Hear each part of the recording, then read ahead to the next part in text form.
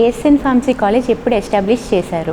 ASN pharmacy college under Gautam Buddha education society 2004లో establish చేయడం జరిగింది. మీ కాలేజీకి ఏ ఏ ప్రభుత్వ లేదా నియంత్రణ సంస్థల యొక్క గుర్తింపులు ఉన్నాయి?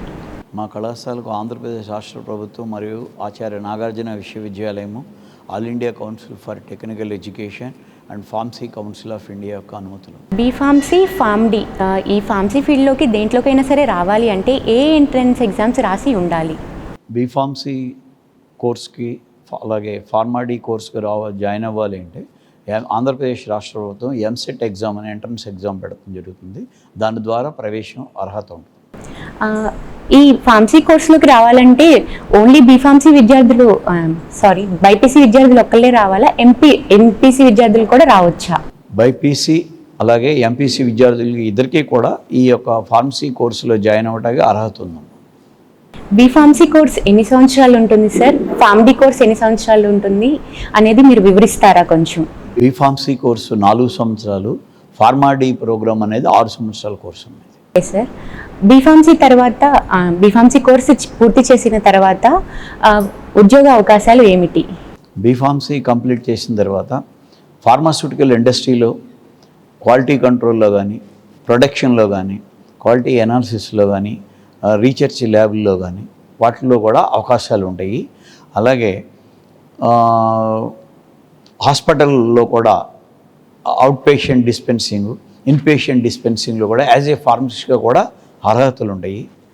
సో నెక్స్ట్ గవర్నమెంట్ పరంగా కూడా డ్రగ్ ఇన్స్పెక్టర్గా, డ్రగ్ అనలిస్ట్గా, అలాగే రాష్ట్ర ప్రభుత్వం తరపునవి, అలాగే సెంట్రల్ గవర్నమెంట్ తరపున సిడిఎస్యు త్రూ స్టాఫ్ సెలక్షన్ కమిషన్ ద్వారా అవకాశాలు కూడా ఉంటాయి అన్నమాట. సార్, మీరు ఇప్పుడే గవర్నమెంట్ సెక్టార్లోకి కూడా వెళ్ళొచ్చు అని చెప్పారు కదా, ఆ గవర్నమెంట్ సెక్టార్లోకి వెళ్ళాలి అంటే ఎటువంటి అర్హతలు ఉండాలి? ఏమన్నా ఎగ్జామ్స్ ఉంటాయా వాటికి కూడా, క్వాలిఫికేషన్ ఎగ్జామ్స్ వివరిస్తారా? బీఫార్మసీ చదివిన విద్యార్థులకి గవర్నమెంట్ సెక్టార్లో ఆంధ్రప్రదేశ్ రాష్ట్ర ప్రభుత్వం డ్రగ్ ఇన్స్పెక్టర్, డ్రగ్ అనాలిసిస్ట్ పోస్టులు అనేవి ఉంటాయి జరుగుతుంది. వాటికి కంపల్సరీగా ఎంట్రన్స్ ఎగ్జామ్ జరుగుతుంది. త్రూ ఎంట్రన్స్ ద్వారా వాళ్ళు మెరిట్ బేస్డ్ మీద తీసుకోవడం జరుగుతుంది. అలాగే కేంద్ర ప్రభుత్వంలో అయితే త్రూ స్టాఫ్ సెలక్షన్ కమిషన్ ద్వారా అర్హత అనేది ప్రవేశ పరీక్ష ద్వారా అర్హత సాధించడం ఉంటుంది. సో దాని ద్వారా అక్కడ కూడా సిడిఎస్యులో సెంట్రల్ డ్రగ్ ఇన్స్పెక్టర్ కానీ, సెంట్రల్ డ్రగ్ అనలిస్ట్గా కానీ ఆ విధమైన అవకాశాలు, పోస్టులు అనేది సెంట్రల్ గవర్నమెంట్లో ఉంటాయి. ఓకే సార్, ఫార్మడీ పూర్తి చేసిన తర్వాత ఉద్యోగ అవకాశాలు ఎలా ఉంటాయో వివరిస్తారా సార్ కొంచెం? ఫార్మాడీ ప్రోగ్రామ్ కంప్లీట్ చేసిన తర్వాత క్లినికల్ సైడ్ కానీ, ఫార్మకో విజిలెన్స్, అలాగే హాస్పిటల్లో ఆన్ డ్యూటీ డాక్టర్స్గా కానీ సో ఈ యొక్క అవకాశాలు ఉన్నాయి. అలాగే మనకి ఈ రాష్ట్ర ప్రభుత్వం అయితే ఏమైతే ఎగ్జామ్స్ కండక్ట్ చేస్తుందో డ్రగ్ ఇన్స్పెక్టర్కి, ఫార్మాడీ స్టూడెంట్స్ కూడా డ్రగ్ ఇన్స్పెక్టర్కి అర్హత ఉంది. అలాగే సెంట్రల్ గవర్నమెంట్ పోస్టులు కూడా త్రూ ఎంట్రన్స్ ఎగ్జామ్ ద్వారా అర్హత సాధించి ఉద్యోగ అవకాశాలు రావటానికి ఉన్నాయి. బీఫార్మసీ పూర్తి చేసిన విద్యార్థులు ఫార్మడీ చేయవచ్చా సార్? బీఫార్మసీ పూర్తి చేసిన విద్యార్థులు 4 సంవత్సరాలు అయిన తర్వాత ఫార్మాడీలో పోస్ట్ బ్యాక్లరేట్ అనే ఒక ప్రోగ్రామ్ ఉంది. అది 3 సంవత్సరాల కోర్సు. ఎప్పుడైతే 6 సంవత్సరాల ఫార్మడీ స్టూడెంట్ 4వ సంవత్సరంలో ప్రవేశ రావటం జరుగుతుందో వాళ్ళతో పాటు బీఫార్మ్ చేసిన విద్యార్థులు జాయిన్ అవుతారు. వాళ్ళతో పాటు 3 సంవత్సరాలు కలిసి ప్రయాణం ఉంటుంది అనమాట ఈ ప్రోగ్రామ్. దాన్నే ఫార్మడీ పోస్ట్ బ్యాక్లరేట్ అంటాం. ఓకే సార్, బీఫార్మసీ పూర్తి చేసిన తర్వాత ఉన్నత విద్యా అవకాశాలు ఏంటో వివరిస్తారా? బీఫార్మసీ పూర్తి చేసిన తర్వాత మాస్టర్ ఆఫ్ ఫార్మసీ, మన భారతదేశంలో మాస్టర్ ఆఫ్ ఫార్మసీ చేయడానికి అవకాశం ఉంది. దీనికే ఆంధ్రప్రదేశ్ రాష్ట్ర ప్రభుత్వం అయితే ఏపీపీజీ సెట్, అలాగే నేషనల్ లెవెల్లో జరిగితే NIPER, national institute of pharmaceutical education entrance test, అలాగే గేట్ జీపాట్ ఎగ్జామ్ ఉంటుంది, గ్రాడ్యుయేట్ ఫార్మసీ అడ్మిట్ టెస్ట్ అని. సో దీని ద్వారా నేషనల్ లెవెల్లో ఎగ్జామ్స్కి అర్హత సాధించిన వాళ్ళు సెంట్రల్ గవర్నమెంట్లో ఎంఫార్మ్స్ చేయొచ్చు. సెంట్రల్ గవర్నమెంట్ ఇన్స్టిట్యూషన్లో పీజీ సెట్ ద్వారా ఆంధ్రప్రదేశ్లో చేసిన వాళ్ళు ఆంధ్రప్రదేశ్ కాలేజెస్లో ఎంఫార్మసీ చేయడానికి అర్హత. ఓకే సార్, ఫార్మడీ పూర్తి చేసిన విద్యార్థులు ఉన్నత విద్యా అవకాశాలు ఏంటో వివరిస్తారా? ఫార్మాడీ పూర్తి చేసిన విద్యార్థులకి డాక్టర్ ఆఫ్ ఫిలాసఫీ అంటే వాళ్ళు కూడా పిహెచ్డి చేయడానికి అర్హత ఉంది భారతదేశంలో. అలాగే వీళ్ళు విదేశాల అవకాశాల్లో ఎంఎస్ ప్రోగ్రామ్ ఉంది. క్లినికల్ ఫార్మసీ కానీ, ఫార్మకో విజిలెన్స్ మీద కానీ, హాస్పిటల్ ఫార్మసీ అనే దాని మీద కానీ, వీటిల్లో ఎంఎస్ ప్రోగ్రామ్స్ 1 year ప్రోగ్రామ్స్ ఉన్నాయి, 2 years programs offering from 1 year and 2 years courses in European countries and USA, Australia and UK. ఈ దేశాల్లో ఎక్కువగా ఫార్మాడీ స్టూడెంట్కి ఫర్దర్ కోర్సెస్ చేయడానికి అవకాశాలు ఉన్నాయి. ఓకే సార్, ఫార్మడీ పూర్తి చేసిన విద్యార్థులు పిహెచ్డి చేయొచ్చని చెప్పారు కదా ఇప్పుడే మీరు. మరి బీఫార్మసీ పూర్తి చేసిన విద్యార్థులు పిహెచ్డి చేయాలి అంటే కావాల్సిన అర్హతలు ఏమిటి సార్? బీఫార్మసీ పూర్తి చేసిన విద్యార్థులు M Pharmacy, master of pharmacy complete చేస్తేనే పిహెచ్డి చేయటానికి అర్హత ఉంటుంది. అది భారతదేశంలో. అదే ఫారెన్లో అయితే బీఫార్మ్ చేసిన విద్యార్థులు ఎంఎస్ ప్రోగ్రామ్ చేసి అక్కడ పిహెచ్డి చేయొచ్చు, యుఎస్లో ఆర్ యూకే ఆర్ యూరోపియన్ కంట్రీస్లో. మీ కాలేజ్లో బీఫార్మ్, ఫార్మడీ, ఎంఫార్మ్ ఉంది అని చెప్పి విన్నాం సార్. మీ కాలేజ్లో పిహెచ్డి చేయడానికి కూడా అవకాశం ఉందా? ఇటీవల ఆంధ్రప్రదేశ్ రాష్ట్ర ప్రభుత్వం మరియు ఆచార్య నాగార్జున విశ్వవిద్యాలయం మా కళాశాలకి రీసెర్చ్ సెంటర్గా అప్రూవల్ ఇవ్వడం జరిగిందమ్మా 2024-25 సంవత్సరం నుంచి. ఆంధ్రప్రదేశ్ రాష్ట్ర ప్రభుత్వం నిర్వహించే ఏపీ పిహెచ్డి సెట్లో కానీ క్వాలిఫై అయిన విద్యార్థులు మా కళాశాలకి స్టూడెంట్స్ జాయినింగ్ అనేది అవటం జరుగుతుంది. ఈ అకాడమిక్ ఇయర్లో 25-26 విద్యా సంవత్సరానికి ఆచార్య నాగార్జున విశ్వవిద్యాలయము మరియు రాష్ట్ర ప్రభుత్వం ఏపీ పిహెచ్డి ఆర్సెట్ వలన 3 విద్యార్థులు జాయిన్ అయ్యారు ఈ సంవత్సరం మాకు. ఓకే సార్, మీ కాలేజ్లో అలాగే మరి ఫార్మడీ మరియు ఎంఫార్మసీ ఎప్పుడు ఎస్టాబ్లిష్ చేశారు సార్? ఈ ఫార్మాడీ ప్రోగ్రాము 2011లో స్టార్ట్ చేయడం జరిగింది. ఎంఫార్మసీ ప్రోగ్రామ్ 2010లో స్టార్ట్ చేయడం జరిగింది. ఓకే సార్, ఇండియాలో ఒక ఫార్మసీ విద్యార్థికి లైసెన్స్ కావాలంటే ఏమి అర్హత ఉండాలి? ఇండియాలో ఒక ఫార్మసీ విద్యార్థికి డిప్లొమా ఇన్ ఫార్మసీ చదివిన విద్యార్థులకి అయితే 2 సంవత్సరాలు, అలాగే బ్యాచిలర్ ఆఫ్ ఫార్మసీ చదివిన విద్యార్థులకి అయితే 4 సంవత్సరాలు, ఫార్మాడీ చేసిన వాళ్ళకైతే 6 సంవత్సరాలు. ఈ విద్యార్థులకి ఆంధ్రప్రదేశ్ రెస్పెక్టివ్ స్టేట్, ఇండియాలో ఉన్న 28 రాష్ట్రాల్లో స్టేట్ ఫార్మసీ కౌన్సిల్ అనేది ఉంటుంది. Under control of the pharmacy council of India, ministry of health వారి ఆధ్వర్యంలో రన్ అయ్యే సంస్థ అది. దానిలో ఆంధ్రప్రదేశ్ స్టేట్ ఫార్మసీ కౌన్సిల్లో ఈ బీఫార్మసీ చేసిన కంప్లీట్ అయిన విద్యార్థులు వారి యొక్క సర్టిఫికేట్స్ తీసుకుని రిజిస్ట్రేషన్కి వెళ్ళినప్పుడు వాళ్ళకి ఫార్మసిస్ట్గా రిజిస్ట్రేషన్ ఒక నెంబర్ కేటాయించి అర్హత అనేది ఇవ్వడం జరుగుతుంది. ఆ సర్టిఫికేట్, ఆ సర్టిఫికేట్ ఇచ్చిన తర్వాత అతను ఓన్గా ఫార్మసీ షాప్ పెట్టుకోవచ్చు. దానికి ప్రధాన అర్హత సర్టిఫికేట్ ఉంటేనే. మీ కాలేజ్లో ప్లేస్మెంట్ అవకాశాలు అనేవి ఎలా ఉంటాయి సార్? మా కళాశాలలో 2004-2008 మొదటి బ్యాచ్ బయటికి వెళ్ళడం జరిగింది. ఫ్రమ్ ద డే 1 బిగినింగ్ 2008లో జూన్ నెలలో మా కళాశాలలో ఇంటర్వ్యూ జరిగింది. ఫస్ట్ బ్యాచ్ బయటికి వెళ్ళేటప్పుడు ఆ రోజు నాడు దివీస్ ల్యాబ్, అరబిందో, ఎట్రో డ్రగ్స్, ఇలాగా ఈ ప్రముఖ కంపెనీలు, మల్టీనేషనల్ కంపెనీలతో సంబంధం ఉన్న కంపెనీలు అనమాట ఇవి. సో ఆ కంపెనీలు మా పిల్లల్ని ఇంటర్వ్యూ తీసుకుని జాబ్ ఆఫర్ చేయడం జరిగింది. First batch student 2008. అది నిరంతర ప్రక్రియ. ప్రతి సంవత్సరం కూడా ప్రతి బ్యాచ్ కూడా ఇంకా మోర్ న్యూ కంపెనీస్ కూడా యాడ్ అయ్యి అలా బయటికి వెళుతూ జరుగుతుంది. మంచిగా పిల్లలందరూ కూడా మంచి కంపెనీస్లో అబ్జర్వ్ అయ్యారు ఇన్ డిఫరెంట్ ఏరియాస్లో. ఓకే సార్, ఫార్మస్యూటికల్ ఇండస్ట్రీ సెక్టార్లో ఈ బీఫార్మసీ పూర్తి చేసిన విద్యార్థులకి ఉద్యోగ అవకాశాలు ఎలా ఉంటాయి? ఫార్మాస్యూటికల్ ఇండస్ట్రీలో క్వాలిటీ కంట్రోల్లో కానీ, క్వాలిటీ అష్యూరెన్స్లో కానీ, ప్రొడక్షన్లో కానీ వాటిల్లో విస్తారంగా అవకాశాలు ఉన్నాయమ్మా. ఎందుకంటే ఈ ఫార్మసీ కోర్స్ అనేది 24/7 ఎవర్ గ్రీన్ ప్రొఫెషన్.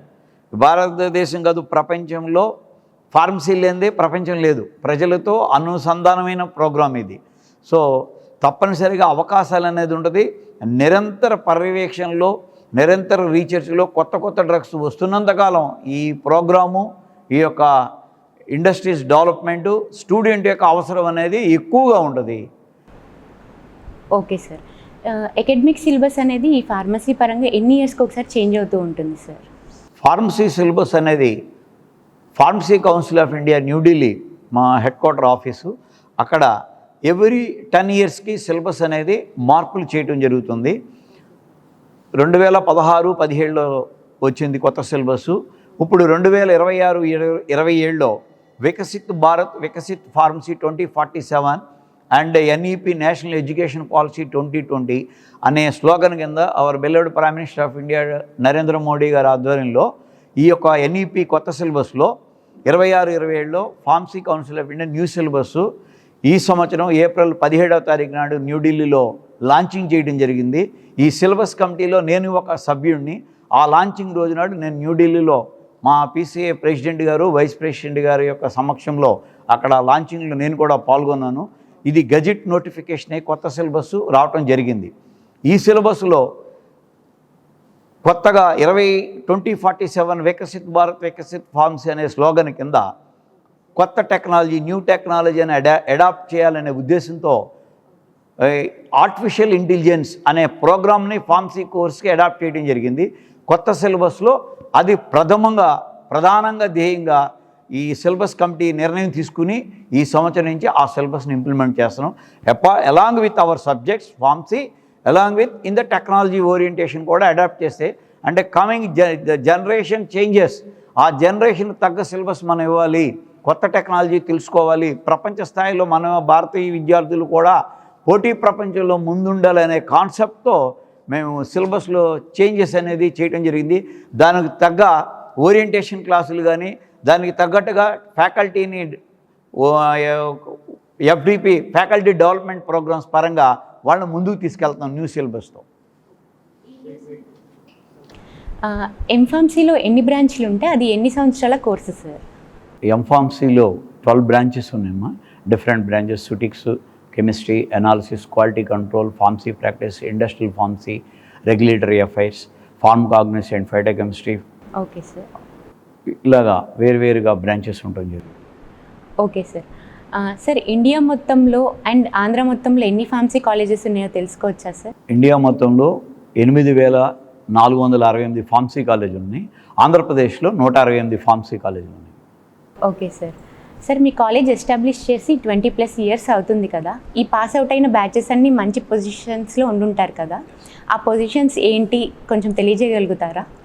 మా కళాశాల 2004 నుంచి ఫస్ట్ బ్యాచ్ 2008 బయటికి వెళ్ళిన కాడి నుంచి కూడా ఈ రోజు వరకు కూడా సుమారుగా 2,000 మంది విద్యార్థులు బయటకు వెళ్ళారు. ఓకే. అలాగే స్టూడెంట్స్ అందరూ కూడా అంటే బేసిక్గా bachelor of pharmacy, master of pharmacy అయిన వాళ్ళు టీచింగ్ పొజిషన్లో ఉన్నారు. దాని తర్వాత డాక్టరేట్ చేసి కూడా అలాగే విద్యార్థులు గవర్నమెంట్ ఆపర్చునిటీస్లో రాష్ట్ర ప్రభుత్వం కానీ కేంద్ర ప్రభుత్వంలో డ్రగ్ ఇన్స్పెక్టర్లుగా ఉన్నారు. ఆంధ్రప్రదేశ్ రాష్ట్రంలో విజయవాడ సిటీలో ఉన్నారు ఒక గోపాలకృష్ణ అనే ఒక ఆయన. అలాగే సెంట్రల్ గవర్నమెంట్లో శ్రీకాంత్ అండ్ శరణ్య వాళ్ళిద్దరూ కూడా డ్రగ్ ఇన్స్పెక్టర్లుగా ఉన్నారు. ఇంకొక స్టూడెంట్ వచ్చేసి డ్రగ్ అనలిస్ట్గా సెంట్రల్ గవర్నమెంట్లో చేస్తున్నారు. So central government and state government ఆర్గనైజేషన్లు ఈ విధమైన ఇది ఉంది. అలాగే మా విద్యార్థులు నేషనల్ లెవెల్లో డిఫరెంట్ పొజిషన్స్లో టీచర్స్గా అలాగే వివిధ ఫార్మసీ కంపెనీల్లో మంచి పొజిషన్లో R&Dలో కానీ క్వాలిటీ కంట్రోల్లో కానీ ప్రొడక్షన్లో డివిజన్స్లో కానీ మంచి పొజిషన్లో ఉన్నారు. నెక్స్ట్ ఇంటర్నేషనల్ పరంగా వెళ్ళినప్పుడు మా విద్యార్థుల్లో ఐర్లాండ్ దేశంలో మా first batch student as a ఫార్మసిస్ట్గా అక్కడ స్టిల్ ఈ రోజుకి వర్క్ చేస్తున్నాడు. అలాగే ఆస్ట్రేలియా అడ్లైడ్లో ఉన్నారు 2 స్టూడెంట్స్. అలాగే డల్లాస్లో ఉన్నారు, అక్కడే ఫార్మసిస్టులుగా వర్క్ చేస్తున్నారు. యుఎస్లో ఫార్మసిస్ట్ రావడం అంటే నాప్రలెక్స్ ఎగ్జామ్ క్వాలిఫై అవడమే చాలా కష్టం. ఇక్కడ స్టూడెంట్లు అక్కడ నాప్రలెక్స్ క్వాలిఫై అయ్యి ఆ జాబ్ చేయడం అనేది that is great honour and great privilege to ASN platform. మా విద్యార్థులు అక్కడ ఉన్నారంటే మాకు ఈ ప్లాట్ఫామ్ మాకు ఇచ్చిన అవకాశమే వాళ్ళు అంత దూరం దాకా వెళ్ళటం జరిగింది. సో అందరూ కూడా మంచి మంచి పొజిషన్లో US, UK అలాగే యూరోపియన్ కంట్రీస్లో జర్మనీలో. అలాగే మీకు ఇంకొక న్యూస్, వుహాన్ ల్యాబ్ అనే పేరు వినే ఉంటారు మీరు. కరోనా వల్ల అందరికీ కూడా ప్రపంచం మొత్తం ఆ వుహాన్ ల్యాబ్లో యాజ్ ఏ సైంటిస్ట్గా వర్క్ చేసిన కుర్రవాళ్ళు, ఆంధ్రావాడు, తెలుగువాడు, మన తెనాలి అబ్బాయి ఈ still is working in the Wuhan lab ASN pharmacy college alumni ASN pharmacy college first batch student. అతను ఎంఫార్మసీ ఊటీ JSSలో చేశాడు, PhD చేసి వుహాన్ ల్యాబ్లో యాజ్ ఏ సైంటిస్ట్గా వర్క్ చేస్తున్నాడు.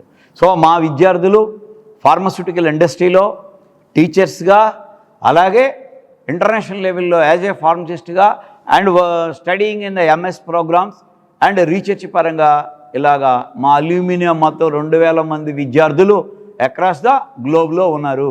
ఇదంతా కూడా మా ఫౌండర్ శ్రీ అన్నాబొత్తుని సత్యనారాయణ గారు ఆయన యొక్క ఆశయాలకి, అలాగే మా చైర్మన్ గారు శ్రీ అన్నాబొత్తుని శివకుమార్ గారి యొక్క ఆశయాలకు అనుగుణంగా ఈ కళాశాలని రన్ చేస్తూ, అలాగే ఇప్పుడు కరస్పాండెంట్ సెక్రటరీ అయినటువంటి శ్రీ అన్నాబొత్తుని సత్యనారాయణ చౌదరి గారి ఆధ్వర్యంలో ఈ కళాశాలను ఇంకా ముందుకు తీసుకువెళ్తామని, ఇంకా రాబోయే ఈ కాంపిటేటివ్ వరల్డ్లో మా విద్యార్థులకు కావాల్సిన స్కిల్స్ని డెవలప్ చేస్తూ, ఇంకా అది డెవలప్మెంట్ అనేది నిరంతర ప్రక్రియ, నాట్ ఎండింగ్. తప్పనిసరిగా మేము ఇంకా కూడా ఈ పోటీ ప్రపంచంలో మా కాలేజీ అనేది సుస్థిర స్థానాన్ని ఏర్పరుస్తామని చెప్పి తెలియచేస్తూ మీ అందరికీ కూడా ధన్యవాదాలు. Thank you. మీ ఫేవరెట్ టీచర్ ఎవరు? నా favourite teacher doctor B Suresh గారమ్మ, former pharmacy council of India president. Okay sir. మీకు ట్రెడిషనల్ ఫుడ్ ఇష్టమా సార్, లేక ఫాస్ట్ ఫుడ్ ఇష్టమా? నాకు నార్మల్ న్యాచురల్ ఫుడ్డే ఇష్టం అమ్మా. Okay sir. న్యాచురల్ ట్రెడిషనల్ ఫుడ్డే ఇష్టపడుతుంటారు. Okay sir. మీరు ఏవైనా ఒక 2 బుక్స్ సజెస్ట్ చేయాలి అంటే, లైఫ్ పరంగా ఒక బుక్, ఫార్మసీ ఫీల్డ్ పరంగా ఒక బుక్ సజెస్ట్ చేయాలంటే ఏ బుక్ సజెస్ట్ చేస్తారు? The former president of India doctor APJ Abdul Kalam గారు రాసినాడు ద వింగ్స్ ఆన్ ఫైర్, అది, and the modern pharmacy of India అనే బుక్స్ చదువుతాను. Okay sir. మీరు ఫ్యాకల్టీని రిక్రూట్ చేసుకునేటప్పుడు ఏ క్వాలిటీస్ చూస్తారు వాళ్ళల్లో? ఫ్యాకల్టీ వాళ్ళ యొక్క మార్క్స్ అనేది కాకుండా వాళ్ళు ఎలా డెలిబరేషన్ చేస్తున్నారు, వాళ్ళ కమాండింగ్ పవర్ ఉందా, స్టేజ్ ఫియర్ లేదు, వాళ్ళకి విజన్ ఏంటి, వాళ్ళ సబ్జెక్ట్ పరంగా ఎంతవరకు ఉంది నాలెడ్జి, ఇవన్నీ కూడా కమ్యూనికేషన్ వాళ్ళకి ఎలా ఉంది, ఇవన్నీ కూడా బేస్ చేసుకుని మేము తీసుకోవడం జరుగుతుంది. Okay sir. మీకు ఒక డేలో 24 అవర్స్ కాకుండా ఎక్స్ట్రా ఒక అవర్ యాడ్ అయితే మీరు ఏం చేస్తారు? ఈ యొక్క ప్రోగ్రాము అంటే ఈ ఫార్మసీ కోర్సుని ఇంకా ఎలా ముందుకు తీసుకెళ్ళేది కొత్త కొత్త ఆలోచనలతో, ఎందుకంటే ఇది కాంపిటేటివ్ వరల్డ్ కాబట్టి ఆ కాంపిటేటివ్ వరల్డ్కి తగ్గట్టుగా మనం ఎలా డిజైన్ చేయాలి మన స్టూడెంట్స్ని అనేది ఆలోచిస్తాం. Okay sir. మీరు తప్పకుండా ఫుల్ఫిల్ చేయాలనుకుంటున్న ఏదైనా ఒక డ్రీమ్ సార్? మేము ఇప్పుడు మా కళాశాలలో మాకు అన్ని అప్రూవల్స్ ఉన్నాయి. దాంతోపాటుగా ఒకటి ఉంది నేషనల్ అసెస్మెంట్ అక్రిడేషన్ అనేది, దానికి వెళ్ళడానికి మా యొక్క ప్రయత్నం. ఆ ప్రయత్నంలో తప్పనిసరిగా మేము సక్సీడ్ అవుతాం, మంచి గ్రేడ్ కూడా తీసుకురావడం జరుగుతుంది. Okay sir. త్వరలోనే సక్సీడ్ అవ్వాలని కోరుకుంటున్నాం సార్. Yes sir. మీ దృష్టిలో ఒక వ్యక్తి రిచ్ అవ్వాలి అంటే ఏ క్వాలిటీస్ ఉండాలి? ఈ ఒక మనిషి పైకి ఎదగటానికి నిరంతర ప్రక్రియ అది. అంటే మనం ఎదిగిపోయామని ఆపకూడదు, ఇంకా కొత్త విషయాలు తెలుసుకోవాలి, కొత్తగా ఏం జరుగుతుంది అనేది బాగా అవగాహన ఉండాలి.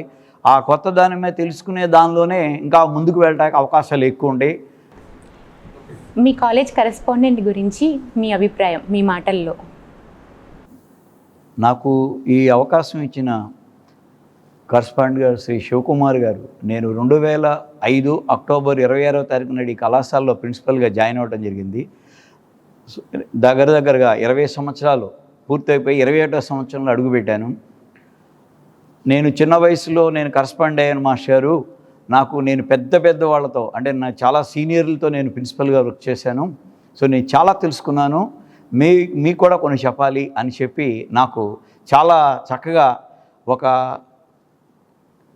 కరెస్పాండెంట్గా, ఒక చైర్మన్గా ఆయన, నేను కూడా అలాగే అసోసియేట్ అయ్యాను ఈ 20 సంవత్సరాల్లో. ఫస్ట్ ఇక ఈ కళాశాలకు వచ్చినప్పుడు ప్రతి మీటింగ్లో కూడా డిసిప్లిన్ చాలా ఇంపార్టెంట్ మాస్టారు, స్టూడెంట్స్ ఇలా ఉండాలి, అలా ఎలా ఉండాలి అనేది నాకు ఎప్పటికప్పుడే చెప్తూ ఉండేవాళ్ళు. చాలా నిజంగా నా వర్డ్స్లో ఈరోజు నేను చెప్పలేను. కారణం ఏంటంటే 21 సంవత్సరాల్లో ఆయనతో జర్నీలో ఎన్నో తెలుసుకున్నాను. యాజ్ ఏ టీచర్గా, యాజ్ ఏ ప్రిన్సిపల్గా ఆయన నాకు ఈ అవకాశం ఉండడం చాలా great. That is the great opportunity for me and great privilege for me. అలాగే ఈ రోజు నాడు ఇప్పుడు కరెస్పాండెంట్ సెక్రటరీగా చార్జ్ తీసుకున్నటువంటి సార్ గారు సన్ శ్రీ అన్నాబొత్తుని సత్యనారాయణ చౌదరి గారు, యంగ్ ఏజ్ లో వారు కూడా కరస్పాండెంట్ సెక్రటరీగా చార్జ్ తీసుకున్నారు. సో నాది ఇప్పుడు పెద్ద వయసు, సారు యంగ్ వయసు. ఆ రోజు నాడు అక్కడ సారు యంగ్, ప్రిన్సిపల్ గారు పెద్ద వయసు. సో ఈ వేరియేషన్లో తప్పనిసరిగా, ఎందుకంటే ఈ యంగ్ జనరేషన్ వాళ్ళకి నాకు గ్యాప్ చాలా సంవత్సరాలు ఉంటుంది. కానీ వాళ్ళ యొక్క విజను, ఐడియాసు అన్నీ కూడా ఎంతో ఉంటుంది నాకంటే ఎక్కువగా.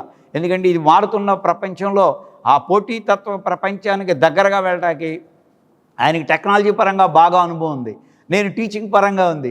ఈ రెండు కలిపి ఎలా తీసుకెళ్ళాలి కాలేజీని ముందుకి, మన స్టూడెంట్స్కి ఏమి ఇవ్వాలి, మనం ఇవ్వగలుగుతాము, ఇప్పుడున్న కండిషన్లో మన కాంపిటేటివ్ వరల్డ్లో మన పిల్లల్ని కూడా ఎలా తయారు చేయగలుగుతాము, అందరితో పాటు మన పిల్లల్ని కూడా అక్కడ ఆ ప్లాట్ఫామ్ మీద మనం ఉంచోబెట్టాలంటే మన విజన్ ఎలా ఉండాలి అనే డైరెక్షను తప్పనిసరిగా ఆయన యొక్క ఆధ్వర్యంలో అండ్ డెఫినెట్గా వారితో ఇద్దరి యొక్క అండర్స్టాండింగ్ మీద ఇంకా బాగా ఈ కాలేజీని రాబోయే రోజుల్లో ఉన్నత స్థానానికి, ఇంకా మంచి పొజిషన్కి తీసుకువెళ్ళటం తప్పనిసరిగా జరుగుద్దని చెప్పి ఈ సందర్భంగా తెలియజేస్తాను.